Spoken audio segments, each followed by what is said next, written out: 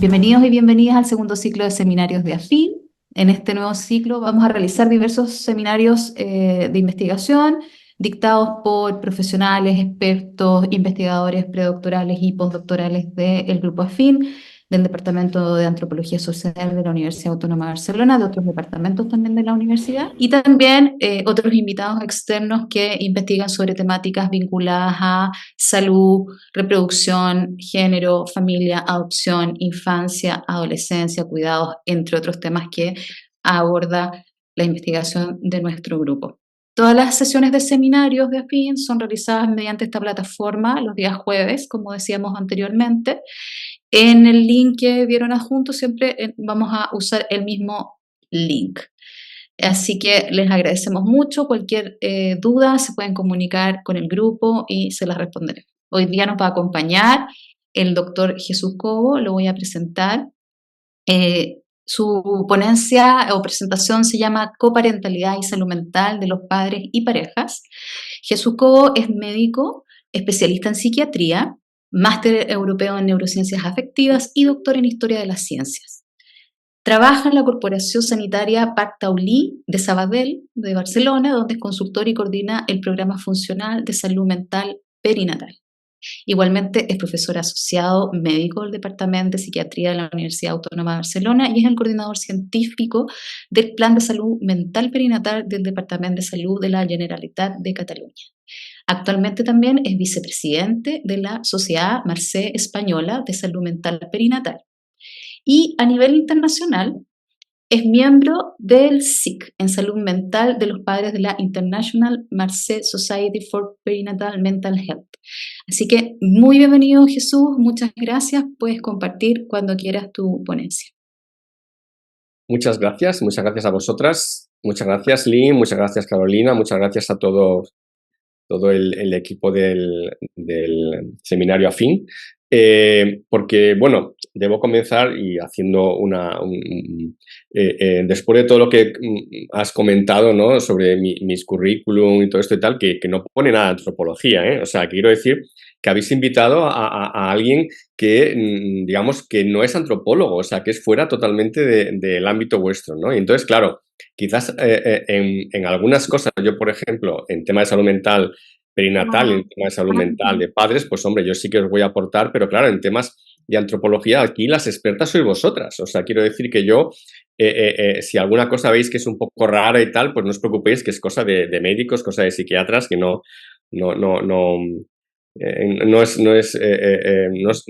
penséis que está bien, simplemente porque lo diga yo. Bien, hablamos de coparentalidad, y hablaremos de paternidades, un poco también de coparentalidad, y hablaremos un poquitín más, que ahí me siento yo más seguro, sobre salud mental de los padres y parejas, que quizás es un tema que están ustedes menos acostumbrados a hablar. Hablaremos sobre todo del tema de la depresión. ¿Y por qué hablaremos sobre todo de la depresión de los padres? Porque es donde hay más estudios, no es donde hay más frecuencia, luego lo hablaremos. Y después haremos unas breves pinceladas sobre un pequeño programa, quiero decir pequeño porque nuestro grupo de investigación aquí en el Parc Taulí es un grupo pequeño, pero como se dice popularmente, pequeño pero matón, que intentamos hacer proyectos de alto nivel o al menos con muchas implicaciones sobre una adaptación que estamos haciendo del programa de SMS for Dads de la Universidad de Newcastle de Australia, que dirige el profesor Richard Fletcher. Y, bueno, hablaremos un poquitín también de si es realmente importante esto de la salud mental de los padres, ¿no?, a nivel internacional y de las parejas, ¿no? Bien, ¿qué es eso de la coparentalidad? Pero más bien, un poquitín en qué se encuadra, digamos, nuestra preocupación como profesionales de salud mental perinatal, en qué se encuadra este campo de la coparentalidad. Y para esto hay que entender dónde nos movemos hoy en día y hablar de lo que son las masculinidades hegemónicas, ¿no?, básicamente a través de en las obras de Pierre Bourdieu, no sé si lo pronuncio bien, pero que publicó su libro aproximadamente en el año final de los 90 y en castellano se publicó en el 2000. Y después el Luis Bonino, ¿no? También, que es otro de los grandes autores en este campo sobre nuevas paternidades y nuevas masculinidades, hizo otros desarrollos en el año en 2002 y 2003, poco después, ¿no? Y habló que la masculinidad hegemónica es la configuración normativizante de las prácticas sociales para los varones predominantes en nuestra cultura patriarcal, con variaciones, pero que persistente, evidentemente, aquí estamos, aunque algunos de sus componentes es actualmente en crisis de legitimación social, su poder configurador sigue casi intacto. Y aquí es lo que, de alguna manera, también nosotros intentaremos cambiar con nuestros pequeños granos de arena, ¿no? Y está relacionada con una voluntad de dominio y control. Es un corpus que es construido sociohistóricamente, de producción ideológica, no es natural, resultante de procesos de organización social en las relaciones hombre-mujer, mujer-hombre, a partir de la cultura de dominación y jerarquización masculina. Y el elemento clave en el mantenimiento de dicha cultura y deriva su poder de la naturalización de mitos acerca de los géneros construidos para la legitimación del dominio masculino y la desigual distribución genérica del poder. Esta naturalización permite mostrar como verdades una serie de falacias sociales sobre el ser y el deber ser de los sabores, pensares, estares y sentires de los hombres, logrando, como todo poder hegemónico, que la vieja fuerza bruta de imposición sea reemplazada por una violentación invisible de las mentes, logrando la consensuación de algo que es solo una ilusión. Pierre Bourdieu en su... Ay, a ver cómo lo paso. Sí. Pierre Bourdieu en su libro establece un esquema sinóptico de las oposiciones pertinentes entre mujer, hombre, masculino, femenino, que me ha parecido algo absolutamente delicioso, porque, y de alguna manera comparto con ustedes, ¿no?, que me ha hecho ver como quizás como una similitud con los mandalas tibetanos, ¿no? Como desde esta posición, ¿no?, los esquemas nos describen similitudes que son puramente posiciones que son falacias también. Bien. Y también sabemos, y por suerte, hay una transición actualmente entre estos modelos de paternidad nuevos y los antiguos, ¿de acuerdo? Es una construcción social compleja y tradicionalmente los hombres eran los proveedores económicos, la figura de autoridad, pero entre el siglo XX y el siglo XXI ha habido una serie de factores que están cambiando estos modelos, ¿no? Con muchos factores. Uno de ellos muy importante, que es la incorporación de la mujer al mercado laboral, evidentemente, que altera todas las posibilidades y tareas de reproducción, ¿de acuerdo? Y libera también a las mujeres de la necesidad de los hombres como proveedores, pero también implica una carga desigual en las responsabilidades domésticas y de cuidados, como saben todos ustedes, y si no, se los digo ya. Muchas veces esto implica que la mujer tenga dos trabajos, uno en casa y otro fuera, y el hombre siga con un trabajo, que es fuera.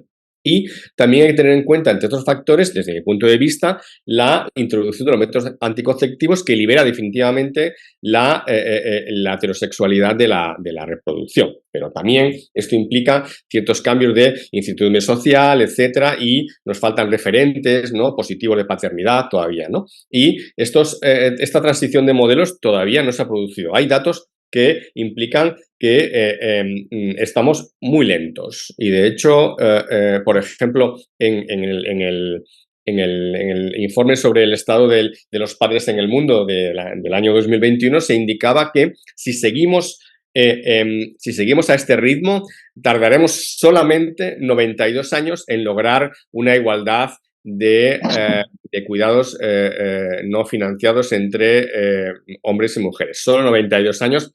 Creo, sinceramente, no sé qué edad tienen ustedes, pero ni ustedes, si seguimos a este ritmo, cuidado, ni ustedes ni yo lo veremos algo realmente que cambiar, ¿no? Creo yo. Bien, bien.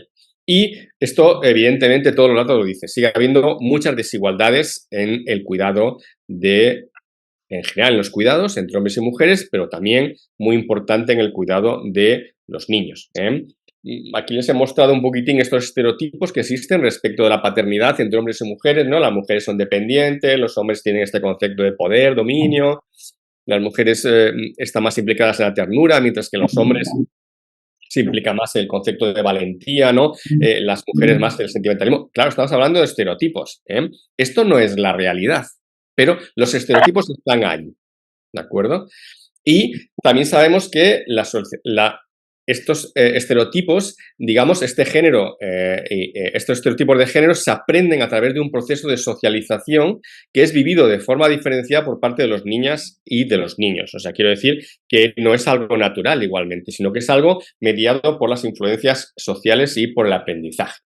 Por ejemplo, respecto del embarazo, y ya entramos un poquitín ya en materia del tema perinatal, ¿no? Hay una serie de demandas objetivas y subjetivas de los hombres que pueden ser totalmente o parcialmente diferentes a las demandas que existen en el caso de las mujeres, ¿no? Por ejemplo, ¿no?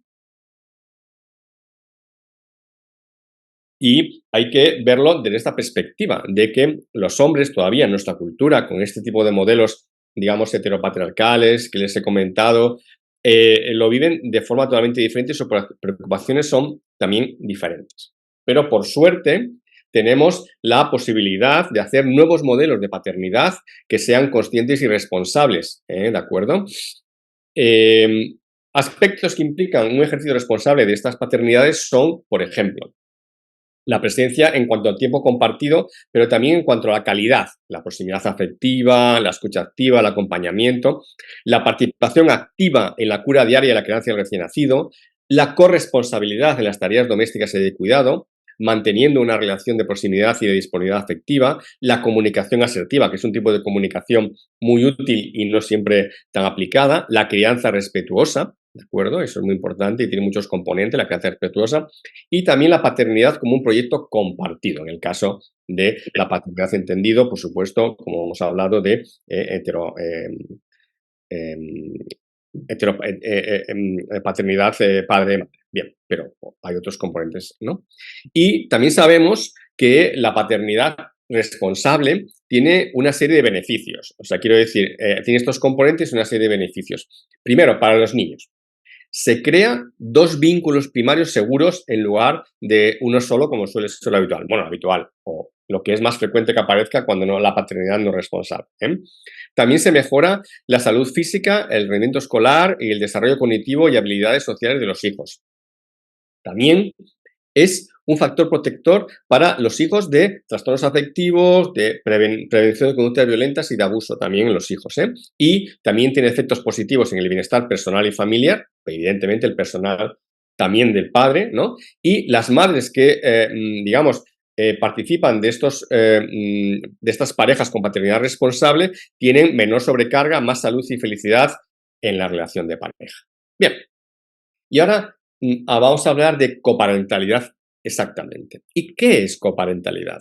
Claro, el problema es que no ha habido una única definición, ni hay una única definición a nivel de la bibliografía sobre la coparentalidad. Digamos que hay diferentes definiciones, ¿no? Por ejemplo, es una relación en la que ambos progenitores interactúan positivamente, cooperando entre sí, manteniendo un apoyo mutuo a la educación de los hijos. Definición de Arons del año 81, de las más antiguas. Pero, por ejemplo, definición de McHale, ¿no? Es una alianza de apoyo entre los adultos para educar a los hijos, por lo que comparten una responsabilidad. Bien.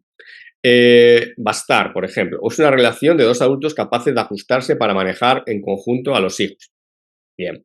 Por ejemplo, la definición de Feinberg, que me gusta mucho a mí, la que después hablaré un poquitín más en extenso, es la forma en que los padres trabajan juntos y coordinan la educación del hijo que se ve afectada por la división de tareas y las expectativas de rol. Aquí esta definición a mí me gusta más, pero no quiere decir que las otras definiciones no sean correctas, sino que hace más incidencia en algunos aspectos o en algunas características de esta relación de coparentalidad, ¿no? Pero a mí me gusta más la de Feinberg. Y hay más definiciones. Bueno, a ver cómo lo consigo pasar.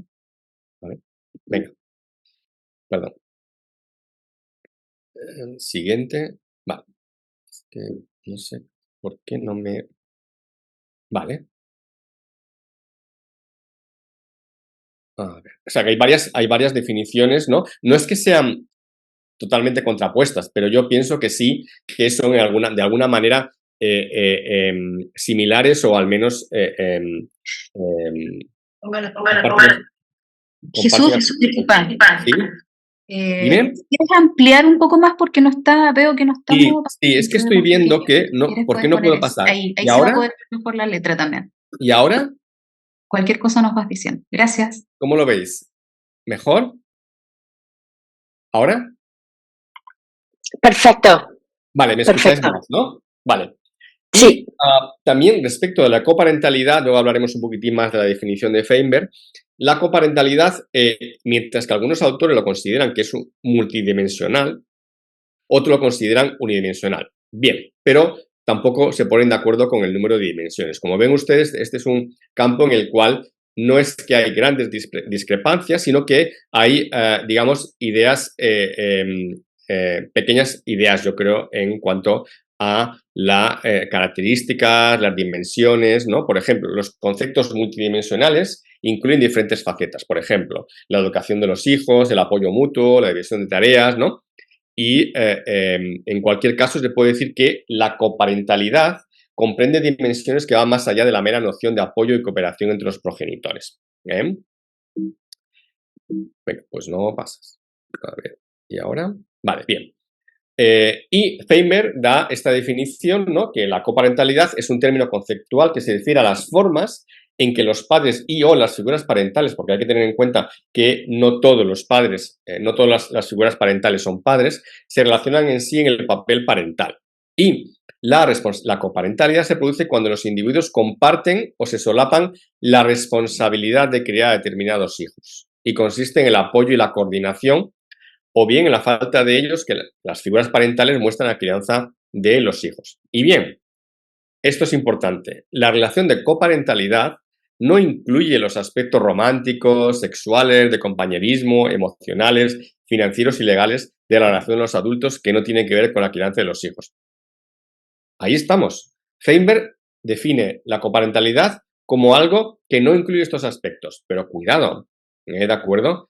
No dice que no se influyan, que los aspectos románticos, sexuales, de compañerismo, emocional, etc., no influyan en la coparentalidad, solamente que no los incluye.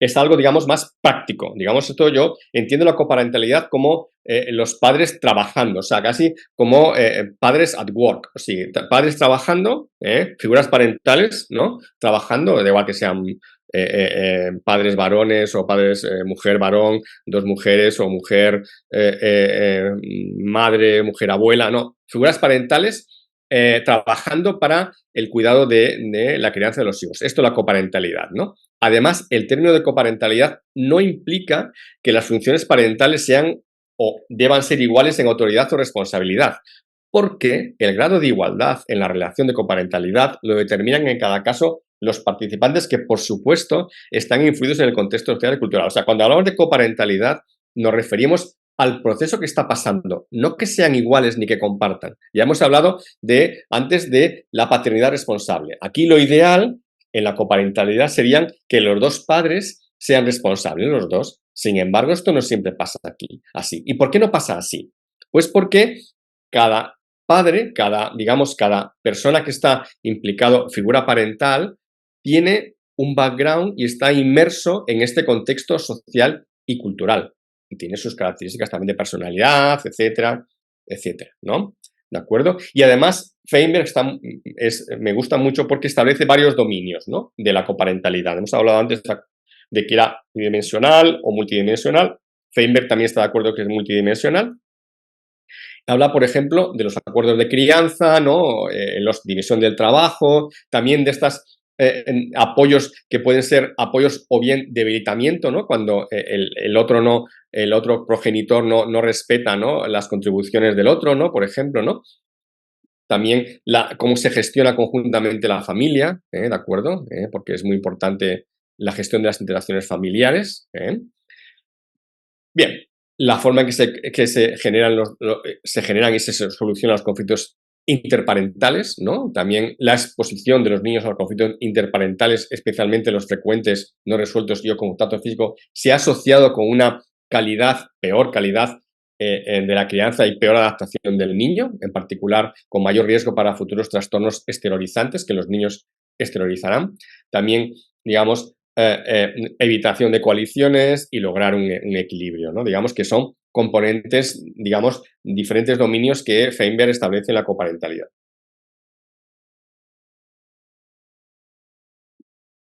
Pero igualmente en la sociedad existen otras definiciones. Por ejemplo, hoy en día, quizás ustedes ya lo conocen, ¿no? Pero bueno, existen, ¿cómo llamarlo? Páginas web, ¿no? Porque después comentaremos. Páginas web que ayudan a personas en Internet a encontrar otra persona que quiere ser padre o que quiere ser madre, ¿de acuerdo? Pero específicamente te dicen claramente que no tiene que existir ninguna relación sentimental, ¿no? Entre ellos, ¿no? ¿De acuerdo?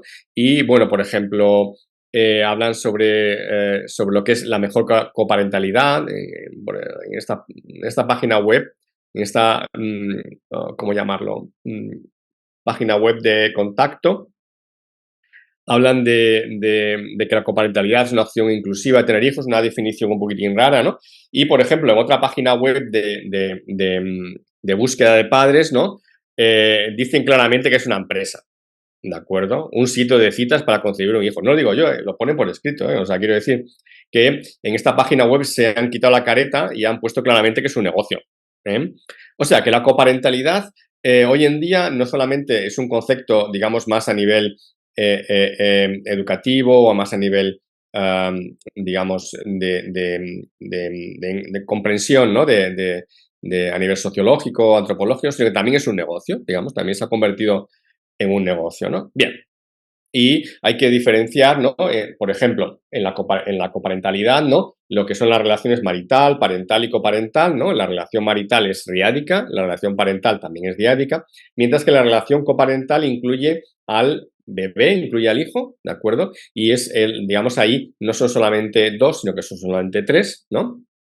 Y, por ejemplo, en la relación marital no siempre implica buena relación coparental, la relación parental no siempre implica buena relación marital y la relación coparental no siempre implica buena relación marital. Podríamos encontrarnos casos en los cuales en la relación coparental la pareja no tuviese buena relación a nivel de pareja y, sin embargo, tuviesen una buena relación coparental entre ellos. Esto sí que es importante.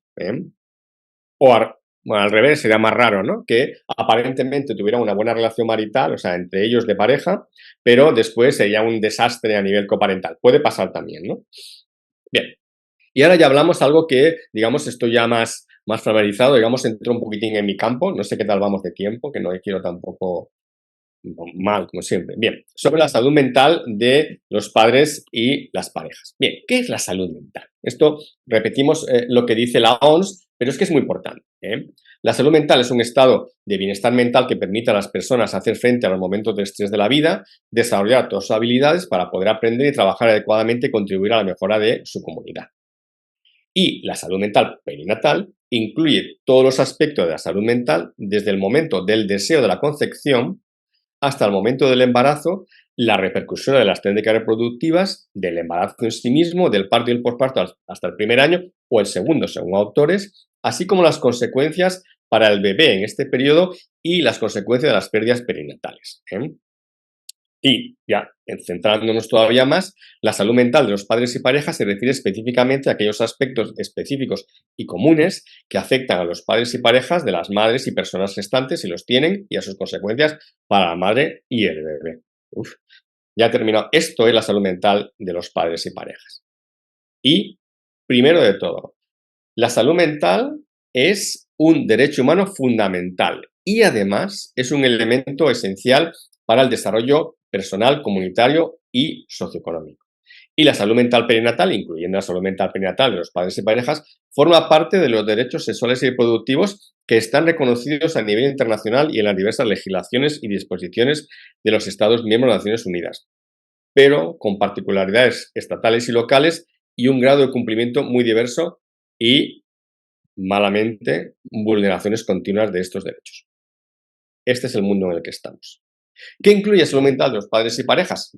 Es un campo en desarrollo, incluye los aspectos psicológicos de la reproducción asistida en padres y parejas, la depresión en la pareja y y en el posparto, durante el embarazo y el posparto, los trastornos de ansiedad, el duelo perinatal, los aspectos específicos de las parejas y padres con problemas de salud mental previos al embarazo o parto, los trastornos adictivos, los aspectos específicos de la salud mental de las parejas LGTBIQ, que ya voy adelantando que no hay tantos datos, aunque comenzamos a tener ya revisiones, y otros problemas de salud mental perinatal que ya son menos frecuentes, que no les voy a comentar, ¿no?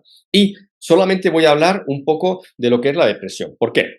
Primero, la depresión posparto no es el trastorno más frecuente, pero sí el que más ha estudiado. Y como es el que más ha estudiado, les voy a hablar porque tenemos datos interesantes. Y de los otros también, pero en la depresión postparto tenemos revisiones, muchos estudios. Después también tenemos posibilidades de hacer intervenciones terapéuticas basadas en la evidencia, que es muy importante. Bien, ¿qué pasa? En el estudio, en el metaanálisis de Rao y colaboradores del 2020, en un metaanálisis de 47 estudios con un total de 20.728 sujetos, que está muy bien esta cantidad de padres, ¿no? Se vio que la prevalencia de depresión prenatal de los padres fue del 9,76, mientras que la depresión postparto fue del 8,75. O sea, estamos hablando de una prevalencia importante. Aproximadamente 1 de cada 10 padres tendrá depresión durante el embarazo o en el posparto. Claro, depresión. Más o menos grave, no quiere decir que sea una depresión grave. Bien, ¿y qué factores de riesgo tienen los padres para tener depresión? Pues algunos factores psicológicos son importantes, ¿no? Pero también, muy importante, hay factores biológicos, perdonen, también ustedes, los niveles bajos de testosterona, etcétera. Pero los que quiero, y es aquí, ¿no? Ya ven ustedes que les voy conduciendo, ¿no? Hacia la importancia de la coparentalidad, ¿no? Los síntomas de depresión de la madre es el factor más implicado en todos los diferentes estudios. También los conflictos de pareja, la insatisfacción marital, estar desempleado o tener conflictos en el trabajo, algunas características psicológicas y los antecedentes de la infancia. Por desgracia, el bajo nivel educativo también es un factor de riesgo, las historias de abuso sexual o físico en la infancia de los padres también, el estrés, el pobre apoyo social, los que no tienen suficiente información, los que son más jóvenes o son más mayores, aquellos que tienen expectativas incumplidas relacionadas con el nacimiento. Por ejemplo, el deseo de tener un hijo de diferente sexo. ¿Esto a qué se refiere? Te explico. Hay muchas culturas donde los padres desean tener un hijo varón. Y esto sucede sobre todo en culturas más patriarcales, pero también sucede, por ejemplo, en Asia, por ejemplo, en China, que a veces el tener una niña, una hija niña era vivido como algo negativo, o en la India, por ejemplo, donde incluso se tiene noticia de muchos abortos selectivos de niñas. Y también que cada cultura es diferente, pero a veces hay culturas más familiares, más locales, por así decirlo, locales desde el punto de vista más micro, ¿no? De la familia, ¿no? Y unos familias que, bueno, pues valoran más las hijas niñas que los hijos, yo qué sé, porque cada familia es diferente. Aunque hay también importancia de los factores culturales. Esto ya lo digo que es muy importante, los factores culturales, ¿no? Y también unos factores de riesgo son la percepción de tener habilidades parentales deficientes. Esto normalmente muchos padres se sienten muy poco preparados para ejercer sus tareas de paternidad. ¿Por qué? Por muchas razones. Normalmente porque nadie se ha preocupado por ellos, porque los modelos sociales que tienen son bastante negativos o poco válidos, ¿no? Etcétera, por muchas razones. También hay abortos previos, también o muerte de un hijo, un embarazo inesperado no deseado, o sea, hay diferentes factores. Bien, ¿y qué características tienen diferencial la depresión de los padres respecto de la depresión de las madres? Bien, las depresiones de los padres son de manifestación más heterogénea y muchas veces tienen síntomas conductuales, por ejemplo. Los padres, mucho más frecuente, extremadamente frecuente respecto de las madres, hacen abuso de alcohol y drogas. Tienen muchos síntomas somáticos, que decimos nosotros, más de dolor de cabeza, dolor de espalda. A ver, que también los que son padres o madres de ustedes saben perfectamente que el periodo posparto es un periodo de gran estrés en general para padres, para madres, para todos, ¿eh? Pero también, digamos, los padres cuando tienen depresión, los padres se manifiestan de esta manera más externalizante, ¿no? Bien. Ataques de ira, comportamientos agresivos, indiscreciones, infidelidades extramatrimoniales. Cuidado, no quiere decir que todos los padres con depresión lo hagan, ¿de acuerdo? Sino que tienen más riesgo, ¿no? También mayor vulnerabilidad al tabaco.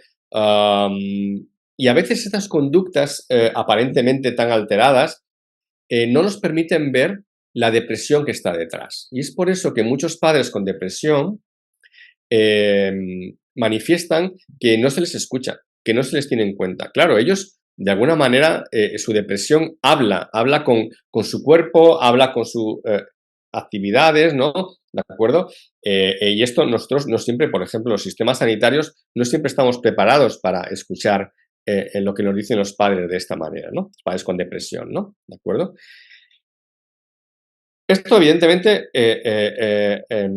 la depresión postparto tiene consecuencias. Tiene consecuencias para la madre, ¿de acuerdo? Y tiene consecuencias también para los niños, ¿de acuerdo? Y esto, para la madre, ya se lo pueden ustedes imaginar, que tener una pareja a su lado que se está comportando de esta manera, con este síntoma de depresión, es grave. Y a veces incluso se producen las depresiones dobles, por así decirlo, que están depresivos la madre y el padre. Y esto, evidentemente, pues hombre, es una situación grave a nivel familiar, ¿no? A nivel familiar, ¿no? ¿De acuerdo? Pero también, y esto es muy importante porque los estudios hoy en día nos hablan muy claro que puede haber consecuencias importantes para la duración de la pareja y para la descendencia para los hijos. Por ejemplo, hay una serie de estudios hoy en día a largo plazo con una muestra importante de hijos de padres con problemas de depresión, ¿de acuerdo? Que demuestran que los hijos de padres que tuvieron depresión postnatal tenían un mayor riesgo de experimentar depresión a los 18 años. O sea, estos hijos de los padres con depresión, como pasa por otra parte también con las madres con depresión, tienen un riesgo aumentado de tener depresión ellos cuando sean ya a los 18 años, mayor problemas de problemas de conducta, mayores dificultades en el colegio, cuidado, ¿eh? Y además es curioso cómo este riesgo es solo en niñas, o sea, digamos que también hay un factor, digamos, de transmisión de riesgo en las niñas, pero no en los niños varones, ¿de acuerdo? Respecto a la salud mental perinatal en parejas LGTBIQ, hay menos estudios, pero ya hay algunos estudios con muestras importantes de igual 1.000 pacientes, 2.000 personas, ¿no? Y sí que es muy importante que estos estudios sean cada vez más frecuentes, porque necesitamos muestras representativas. Algunos estudios son muestras pequeñas y no digo que no estén bien hechos, están bien hechos, pero a veces, claro, la sociedad va cambiando y la sociedad es fluida. Y muchas veces estudios, por ejemplo, de hace 15 años, 20 años, sobre parejas, por ejemplo, LGTBI, eh, han quedado desfasados, porque, por ejemplo, en muchos países ahora mismo han cambiado las leyes, se permiten los matrimonios, ya no está perseguida la homosexualidad, no está perseguida, ¿me entienden? Bueno, y en otros países, al contrario, hay mayor presión, ¿no? Y mayor discriminación. O sea que también es importante ver cómo influye la sociedad, porque sabemos que los aspectos sociales y culturales son muy importantes respecto de la paternidad y la maternidad en las poblaciones de personas LGTBIQ. Bien. Frente a esto, desde la Universidad de Newcastle, básicamente a través del trabajo del profesor Richard Fletcher, ¿no? Que después ya les comentaré que ha habido diferentes proyectos a nivel mundial relacionados, se intentó ver cómo se podía aumentar o mejorar esta situación de coparentalidad, mejorar la coparentalidad positiva, las paternidades responsables. La sociedad está preparado, ¿de acuerdo? Las actitudes sociales han cambiado al respecto. La investigación tiene evidencias positivas respecto a la importancia de la coparentalidad y la paternidad responsables, pero los servicios de salud todavía no estamos preparados para atender toda esta, digamos, complejidad de incluir a los padres, incluir a las parejas en la salud mental perinatal, ¿de acuerdo? Aquí les hago hay unas presentaciones que ustedes pueden bajarse, son de acceso libre en el proyecto del doctor Fletcher en la Universidad de Newcastle, y incluso hay presentaciones en castellano. Es un proyecto muy interesante, que el proyecto básico incluye 240 mensajes de texto breves, con 3 por semana, con mensajes sobre el apego entre madre e hijo, la crianza y el autocuidado. Son mensajes que parecen como, no los envía evidentemente el bebé, ¿no? Pero como si los enviase el bebé, ¿no? Que yo creo que es un aspecto muy bonito, ¿no? Y también hay estudios, si hay datos, digamos, de malestar emocional, se pueden hacer test online, ¿de acuerdo? Y, digamos, los objetivos también serían normalizar las dificultades, sensibilizar a los padres y enlazar a los padres con recursos de asistencia si se encuentran problemas de salud mental. Y también hay otras ramas del proyecto para atender a los padres que tienen a hijos en unidad de cuidados intensivos, muy importante, con papás indígenas, ¿no? También con papás cuyas parejas tienen depresión o ansiedad, ¿de acuerdo? Nosotros también, a pequeño nivel, estamos intentando algo en nuestro hospital, pero claro, no, con menos recursos, ¿no? También papás donde hay un aborto espontáneo o muerte fetal. Y digamos, la doctora Ospina Pinillos del Hospital de la Universidad Pontificia Javeriana de Colombia ha adaptado este programa a padres colombianos, y desde la doctora Vivian Angen, no se lo pronuncio bien, Angenwini, de la Universidad Aga Khan de Nairobi, lo ha adaptado al Swahili con padres, digamos, de Kenia, que también ha ido muy bien y ya está en fase de desarrollo e intervención. Y nosotros, bueno, intentamos hacer la validación castellana y catalana del programa y estamos todavía en marcha. Vamos muy lentos porque, claro, nosotros, básicamente todos los investigadores de este proyecto somos clínicos y esto lo hacemos, entre comillas, en nuestro tiempo libre, pero bueno, lo haremos quizás el próximo año si me vuelven a invitar después de esta terrible charla, o lo pueda presentar en el seminario del próximo año, ¿no? Bien, porque yo creo que los tiempos están cambiando, como decía Bob Dylan, los tiempos están cambiando, ¿no? Hay cada vez en la academia un incremento significativo de conocimiento sobre la salud mental de padres y parejas. La Sociedad Internacional de Salud Mental Perinatal tiene un grupo especial de interés en padres y parejas, que además ustedes se pueden también conectar y conectarse a la red de información, a artículos, pero todo esto está teniendo repercusión en las políticas estatales e internacionales. Bueno, yo a nivel del mundo no conozco todo lo que está haciendo en todo el mundo, pero a nivel de lo que es el Plan de Salud Mental de la Generalitat de Cataluña, que es donde yo estoy intentando colaborar, sí, y lo estamos incluyendo. Estamos incluyendo en todos los aspectos a las parejas y familias, ¿de acuerdo? Y también estamos incluyendo a aspectos muy interesantes que creo que ustedes ya habrán tenido alguna charla sobre lo que son los mediadores culturales. Y es muy importante que estos mediadores culturales comunitarios tengan una visión de género, ¿de acuerdo? Porque no sirve solamente con ser mediador cultural, sino que hay que tener una visión de género en esta mediación cultural que se necesita para la salud mental perinatal. Y también tenemos que incluir siempre a las primeras personas. Y esto no siempre se ha hecho en todos los planes de salud. Bien, evidentemente también hay un modelo, por ejemplo, Feinberg, que me gusta mucho, hizo un modelo ecológico de copaternidad, ¿no? Con lo que sería interesante a nivel de características de los padres, influencias a nivel familiar, también a nivel de esta familiar, ¿no? ¿De acuerdo? Y, como decía la doctora Soraya Sidat, el momento de actuar es ahora. Gracias. Sí, sí. Oye, primero que nada decirte que al contrario, que este es un grupo de investigación interdisciplinario que le interesa muchísimo el diálogo entre disciplinas, así que nos parece súper interesante tu presentación porque además tienes una mirada muy compleja, rica de múltiples niveles, dimensiones y factores, y una mirada relacional, ecológica, sistémica también. Nos parece fundamental la importancia de estas iniciativas para que no pasen 92 años, como decías tú, hasta que alcancemos esta igualdad, sino que ojalá que gracias a investigaciones como la de tu grupo podamos avanzar más rápido en estas temáticas tan claves como la salud mental, con una perspectiva también más relacional, de género, interseccional. Me parece muy, muy interesante. Yo pensaba ahí como me recordó también las iniciativas que se han instalado en los servicios de salud pública en Chile, en el programa Chile Crece Contigo, con el trabajo de Francisco Aguayo, la paternidad activa, que no se han utilizado este tipo de dispositivos y programas, pero me parece excelente y muy interesante. Entonces, quisiéramos, por favor, y te vamos a cobrar la palabra, además te vamos a cobrar la palabra para que vengas en otro momento, por favor, a presentar los resultados de las siguientes fases también de este proceso de adaptación y validación. No sé si tú quieres, vamos a buscar preguntas o comentarios.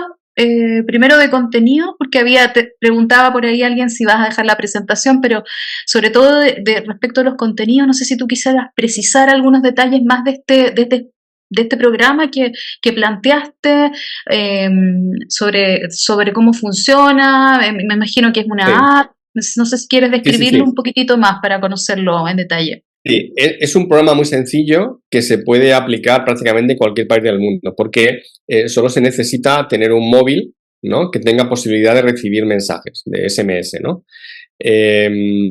Creo que el doctor Fletcher está planteando otras alternativas a nivel de apps y tal, pero yo esto no lo conozco. Yo solamente sé el programa, yo solamente conozco el programa SMS, que es un programa que se puede aplicar prácticamente en cualquier país del mundo, incluso con programas en países con mucha diversidad geográfica, con dificultades de conexión y con dificultades de acceso, porque prácticamente los teléfonos móviles llegan a todas partes del mundo.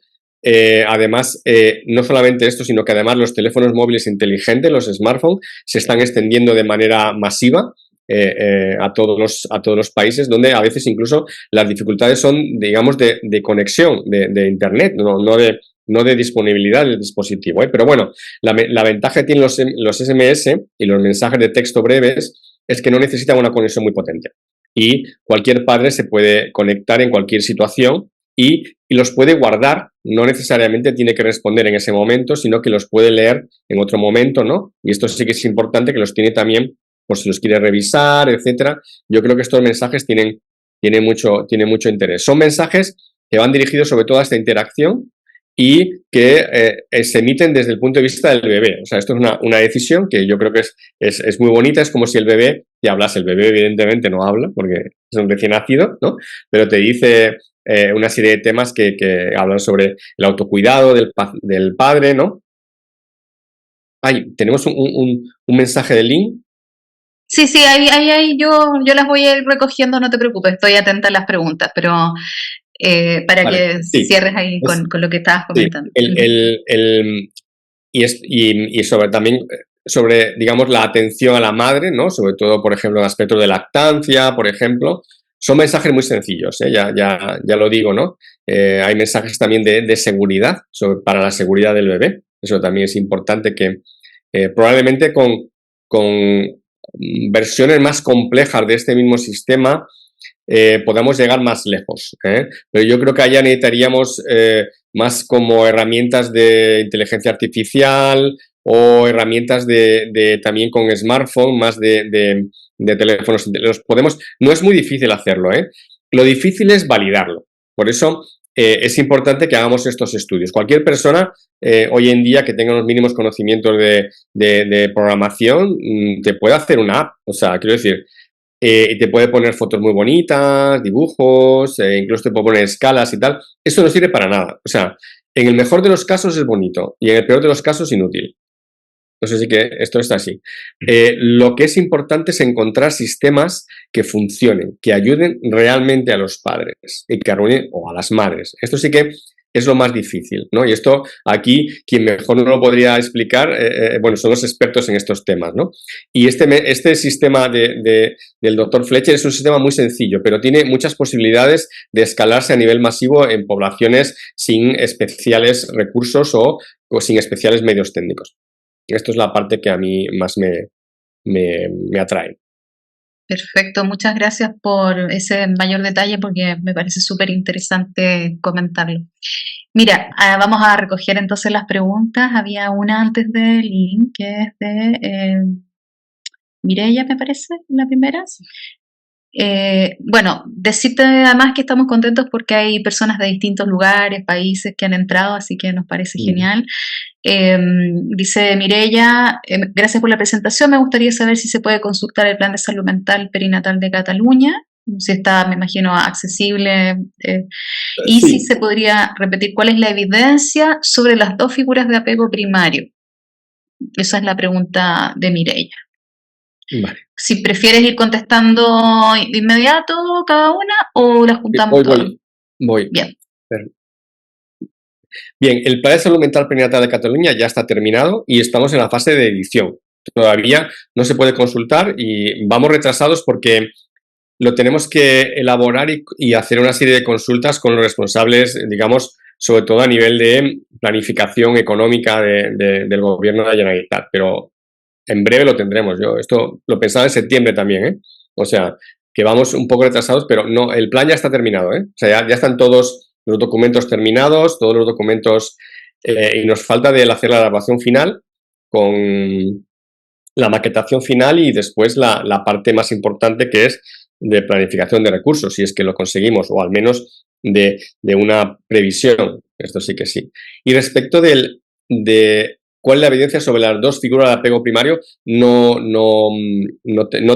tengo experiencia digamos, en este aspecto. No sé qué evidencia, sobre qué evidencia se refiere. Puede haber sido antes cuando hablabas de al inicio, ¿no? Cuando estabas Sí, de la definiendo coparentalidad, ¿no? sí, de la coparentalidad, me parece. Em, por otro lado, Lynn, también, no sé si las quieres abrir, Lynn, o las leemos, que te acomoda más. Ahí está. Sí, yo puedo, si quieres. Vale, muchas gracias, Jesús. Fue fascinante, sí, de verdad, la ponencia. Tengo dos preguntas. La primera es más sí o no y la segunda abierta. Si se sabe si la tasa de suicidio, incluso intentos, es más elevado en padres y o parejas en el posparto, tal como es con las gestantes, que ya sabemos que es elevado. Y también, ¿qué te parece aplicar o usar el diagnóstico o el término de depresión postparto en personas no gestantes? Si es apropiado, si puede ser problemático. Por ejemplo, si crees que podría excluir a algunas personas que no se identifica con la descripción de postparto, si no es Sí. la o el gestante. Gracias, Gracias. gracias, Lynn, porque estas sí que son respuestas más o menos más de mi campo, ¿no? Bien, respecto a la tasa de suicidio en la depresión paterna, no la conozco, ¿de acuerdo? Los estudios hablan de que, pero que es un poco como una aproximación, de que la tasa de suicidio es mayor en las edades, digamos, que están relacionadas con el periodo paternal, por así decirlo, en padres jóvenes. ¿De acuerdo? Sé que la tasa de suicidio es más elevada en esas edades, ¿no? Claro, hacer esto no es correcto. O sea, quiero decir que es como una aproximación, pero no te dice si esto tiene que ver con el hecho de la paternidad. ¿Me entiendes? O sea, sí que no. Pero sí que es cierto que la tasa de suicidio es más elevada, lo mismo que en las madres, es más elevada en el periodo de la maternidad, por así decirlo, pero y así como en madres sí que hay estudios que indican una mayor tasa de suicidio en la maternidad, con respecto a los padres no está tan claro esto, pero bueno, podría ser. Hay indicios, pero no hay seguridades. Y respecto del concepto de depresión postparto. Bien, claro. Aquí está bien claro que los padres y parejas no gestantes no han parido. Esto es así, ¿de acuerdo? Entonces, ellos no han tenido el parto vivido en el sentido físico de niño que pasa por digamos, por el canal uterino o que nace por cesárea, ¿no? Pero normalmente, si tenemos suerte, toquemos madera, han estado allí, lo han vivido, ¿de acuerdo? Han vivido el parto, ¿no? Si seríamos muy estrictos, no han tenido un parto, sino que han vivido el parto. ¿Qué concepto? ¿Te gusta o no te gusta? Yo creo que es un concepto, el concepto de depresión postparto para los padres, por ejemplo, para las parejas no gestantes o personas no gestantes, como se quieran definir, que es lo mismo, pero, perdón, decir parejas no gestantes o decir personas no gestantes es lo mismo. Claro, yo creo que habla sobre lo que comparten. Evidentemente comparten todas las experiencias, ¿no?, de ser padres en esta situación, pero no comparten todos los parámetros biológicos y todos los parámetros traumáticos y todos los parámetros físicos que representa el ser madre, igual que no comparten tampoco los del embarazo, ni los del posparto, que también el posparto tiene una serie de características diferenciales y de riesgo para las madres, o personas gestantes, como lo queramos para ser más inclusivos, ¿no? Esto sí que no lo comparten. Todo y que, como les he comentado un poquitín anteriormente, existen factores biológicos que se han asociado con la depresión de los padres. Sobre todo los estudios son básicamente sobre padres varones, ¿no?, aparentemente heteronormativos o aparentemente, ¿no? O sea, bueno, lo suponen en muchos estudios, lo suponen, pero claro, no hacen, no lo especifican, ¿no? Pero los estudios con padres biológicos también encuentran alteraciones. Todo que son estudios con muestras pequeñas, yo les doy una importancia relativa. Pienso que son factores importantes, pero todavía nos queda mucho por saber. Yo, de todas maneras, hablando de depresión posparto, que es un tema que ha sido muy estudiado, la parte de depresión posparto de las madres o personas gestantes, que se deben a factores biológicos, solamente sería entre un 5 y un 10%. O sea, quiero decir, solamente explicaría un 5 o un 10% de la varianza. Todos los demás factores serían de tipo psicosocial. O sea, que sí que es muy importante porque es un dato clave, pero no es necesariamente decisivo para tener una depresión. Sí, ¿crees que se podría excluir a algunas personas que no se identifican con la depresión de postparto? Sí, claro, pero también es útil a nivel descriptivo, es más corto que utilizar expresiones más largas, que siempre a nivel de texto nos resulta más complicado y tal. La pregunta es que si se puede haber personas, sí, claro, pero al final pues siempre puede uno Como que hacer, siempre es así, ¿no? Siempre sí, es así con un término que alguna sí, persona se verá como sí, bueno, excluida. hay diferencias entre términos que son inclusivos totalmente, términos que son inclusivos parcialmente y términos que son ofensivos, total o parcialmente. Y a mí, depresión postparto no me parece ofensivo, pero claro, yo no me siento, quiero decir, yo pienso que es inclusivo. No sé si hay personas que piensan que no es inclusivo o incluso que es ofensivo. No sé, tendría que hablar con ellas. Ah, Gracias. de Muy nada. interesante la discusión sobre los términos, creo que siempre es algo que se debe plantear y reflexionar, ¿no es cierto? Ahora hay otras preguntas también en el chat, te las voy mencionando. Sonia, bueno, dice que es muy interesante el tema, que quisiera saber si en Australia existe algún tipo de evidencia sobre el impacto de este programa respecto Sí. de la relación del padre con los hijos y con la pareja, si esto se ha podido medir, que es importante, yo creo también, ¿no es cierto? Sí que hay evidencia. Si usted busca, bueno, hay varios artículos, pero busque Dr. Fletcher, voy a ver si lo voy a intentar poner en el chat. Richard, así lo escribo bien, Richard Fletcher. Bueno, le pongo a él porque salen todos los artículos del SMS por... O sea, y si usted lo busca, lo podría encontrar los artículos. También se está aplicando también en poblaciones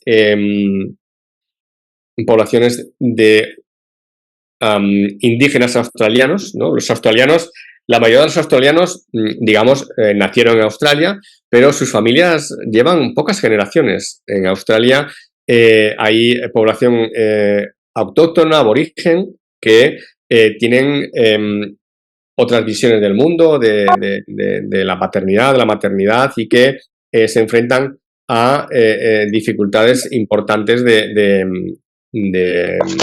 adaptación a veces también a la cultura occidental y tiene diferentes visiones sobre la maternidad, sobre la paternidad. Sí. Una pregunta también en relación a eso, porque tú mencionabas la figura de los mediadores culturales, ¿no? Entonces, interesante también cómo están también estos elementos pensados, entiendo, dentro de esta iniciativa. ¿Eso está diseñado así, ¿no? ¿Con mediadores culturales eventualmente? ¿O?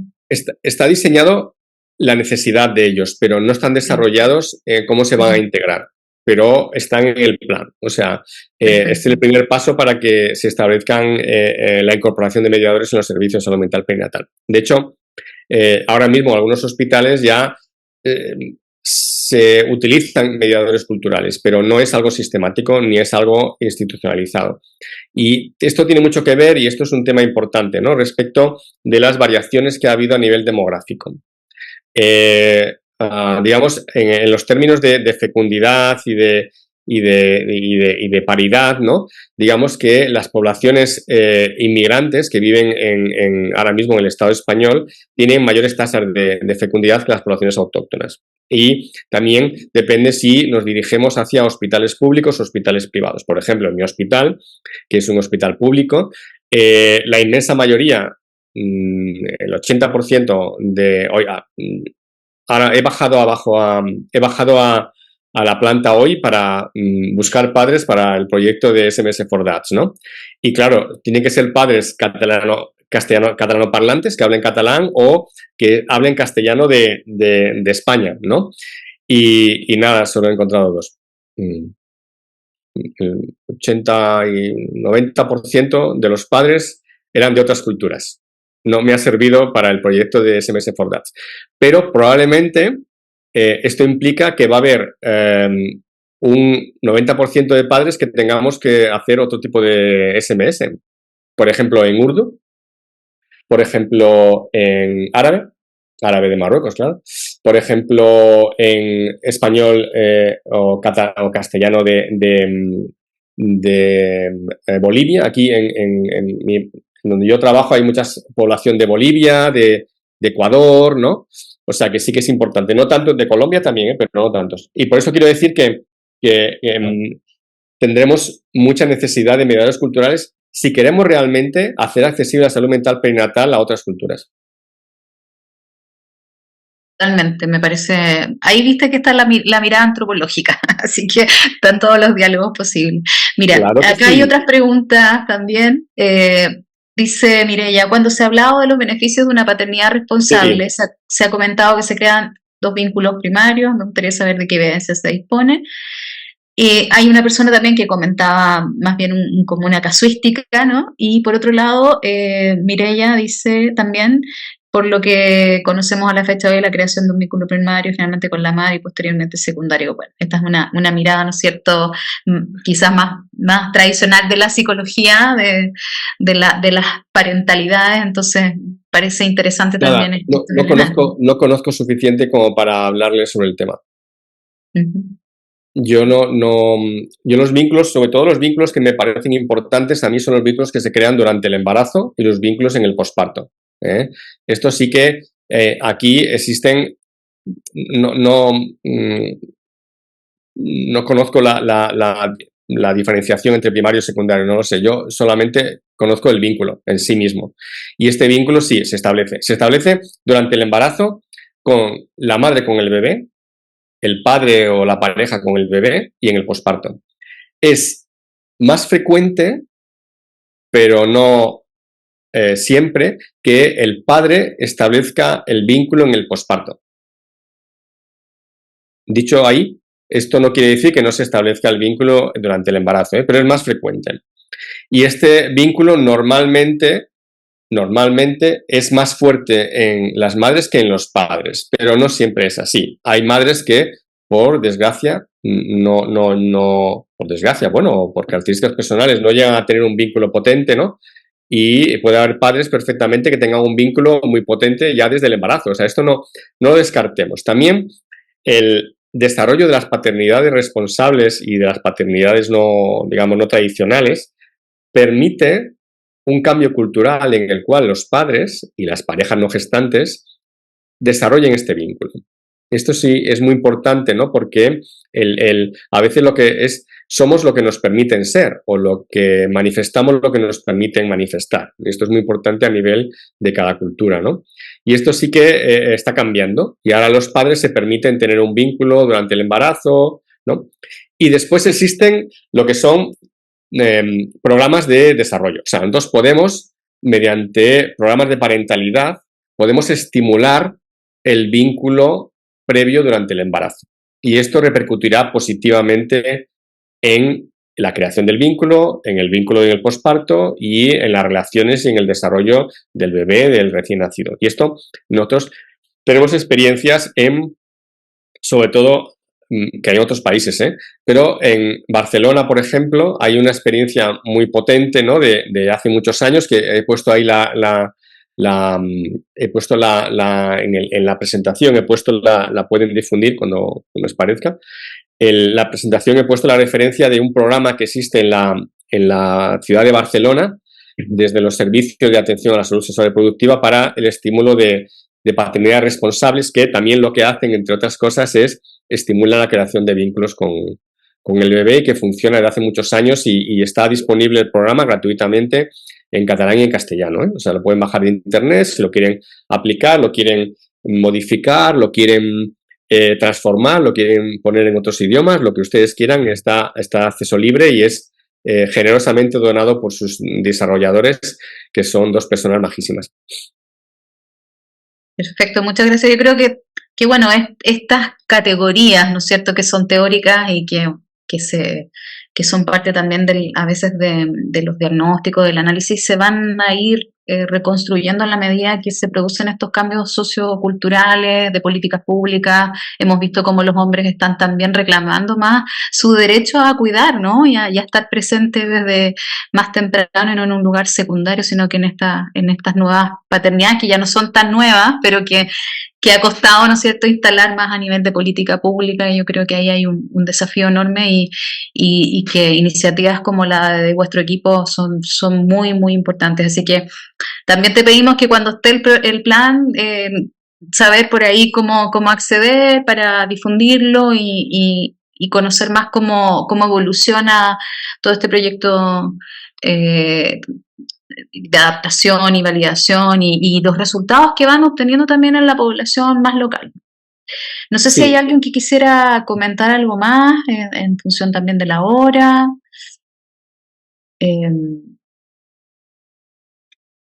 Había una persona, Isabel, tú habías comentado también que te había llegado un caso, ¿no? Bueno, esto pasa mucho de los casos y que eres asesora y psicóloga perinatal. No sé si querías mencionar algo. Yo lo dejé más para el final porque así lo dejábamos más acotado las preguntas primero, y no sé si quieres mencionar algo.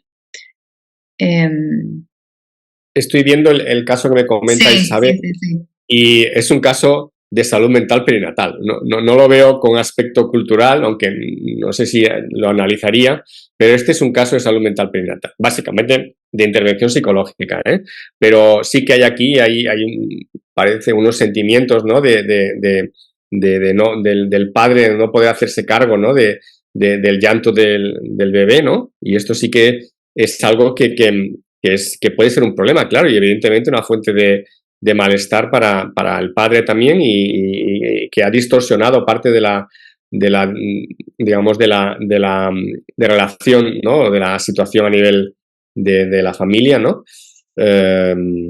A pesar de que ha sido tratamiento psicológico, o sea, no ha sido, bueno, es que eso también es muy frecuente, que uno piense y tal, bueno, ya está todo solucionado, voy al psicólogo y ya hemos solucionado el problema. Y dices, bueno, hemos comenzado a solucionar el problema o no, porque el ir al psicólogo no siempre soluciona los problemas, pero al menos les da nombre, ¿no? Y les pone cara, que esto es muy importante, ¿no? Los malestares, ¿no? Cuando uno se siente mal, casi siempre es por algo, ¿no? Y entonces a veces el psicólogo o la psicóloga pone nombre al malestar. Esto no quiere decir que se vaya a solucionar, pero ponerle nombre ya es como ponerle luz, dejamos de tenerle miedo, ¿no? Lo que más pánico nos causa es lo desconocido. Absolutamente, muy, muy importante comenzar con ese paso, ¿no? Así que muchísimas gracias, Jesús, nuevamente por animarte a arrimarte a este seminario afín. Gracias por tu presencia, porque bueno, la verdad es que abordaste muchos temas muy interesantes. Así que bienvenido para una próxima ocasión. Muchas gracias también a todas las personas que asistieron este día. Vamos a dejar, Jesús, el seminario grabado en nuestro canal de YouTube también, así que después te lo vamos a hacer llegar para que lo tengas si lo quieres también compartir. Pues muchas gracias, sí, lo compartiré. Y con vuestro permiso lo pondré también en la página web de la Sociedad Marseille Española de Salud Mental Perinatal. La Sociedad Española de Salud Mental Perinatal es la sociedad, digamos, decana, ¿no?, de salud mental perinatal en el mundo y la Sociedad Decana de Salud Mental Perinatal en el Estado español, y nos dedicamos a todos los aspectos de la salud mental perinatal y reproductiva. Las cuotas de socio no son muy, muy elevadas, especialmente para los estudiantes y para los que están haciendo el doctorado, y además, muy importante, que pueden ustedes inscribirse también de forma gratuita en nuestro campus docente, que es el Campus Mares, donde vamos sacando cursos, seminarios de tema de salud mental perinatal. O sea, sí que es cierto para los que les interese este aspecto, y que la inscripción en el Campus Mares, el campus de la sociedad, es totalmente gratuito, y la mayoría de las actividades que hacemos en el Campus Mares son totalmente gratuitas. Eso también es importante saberlo. Y en castellano. Eso sí, en castellano. Muy bien, muchísimas gracias, Jesús, y bueno, hasta la próxima. Nos encontramos en el próximo seminario afín, el próximo jueves 8 de febrero a esta misma hora en el mismo canal, como se dice. Así Muchas que gracias. Hasta pronto, muchísimas gracias. Adiós, adeu. Adeu.